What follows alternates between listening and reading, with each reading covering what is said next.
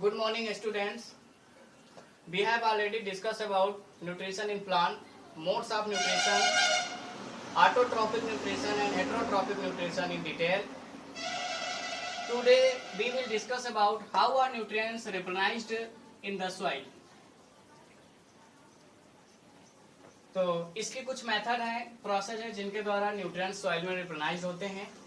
तो देख लेते हैं कौन कौन से मेथड है. तो फर्स्ट मेथड है बाय यूजिंग मैन्योर.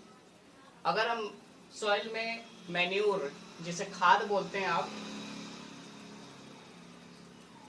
अगर यूज करते रहें उनमें तो उसकी जो न्यूट्रिएंट्स रिप्लेनाइज होते रहेंगे. सेकंड नंबर है by applying the fertiliser. Fertilisers को अप्लाई करके भी रिप्लेनाइज कर सकते हैं सॉइल में न्यूट्रिएंट्स को.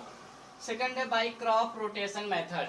क्रॉप रोटेशन मेथड का मतलब ये है कि 1 by 1 करके क्रॉप्स लेते रहें. कभी रबी की फसल, देन जायद, देन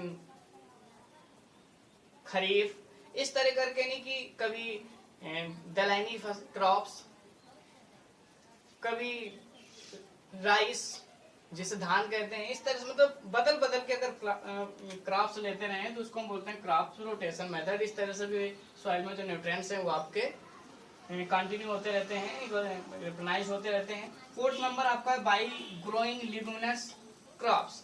यानी लिग्यूमिनस क्रॉप्स का मतलब इन्हीं को हम दलहनी फसल बोलते हैं. जैसे आपका अरहर हो गया, मूंग हो गया, उड़द हो गया और मटर हो गया. इनको हम लिग्यूमिनस प्लांट के क्रॉप्स कहते हैं.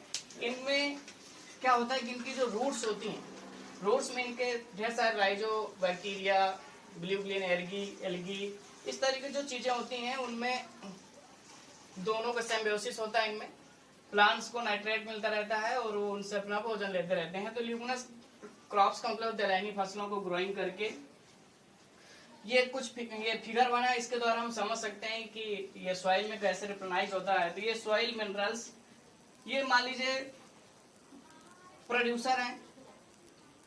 प्रोड्यूसर यानी कि सॉइल से अब ये मिनरल्स हैं, इन्होंने ले लिया. प्रोड्यूसर ग्रीन प्लांट सनलाइट के प्रेजेंस से भोजन बना लिया. या तो ये डायरेक्ट डेड हो जाएंगे, मर जाएंगे.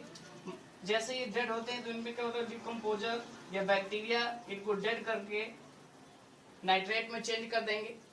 या फिर प्रोड्यूसर को कंज्यूमर्स के द्वारा ईटन किया जाता है, खाया जाता है. फिर ये कंज्यूमर की डेथ होगी, डेथ होने के बाद फिर ये बैक्टीरिया डिकम्पोज करेंगे, फिर से सॉइल में मिनरल्स आ जाएंगे.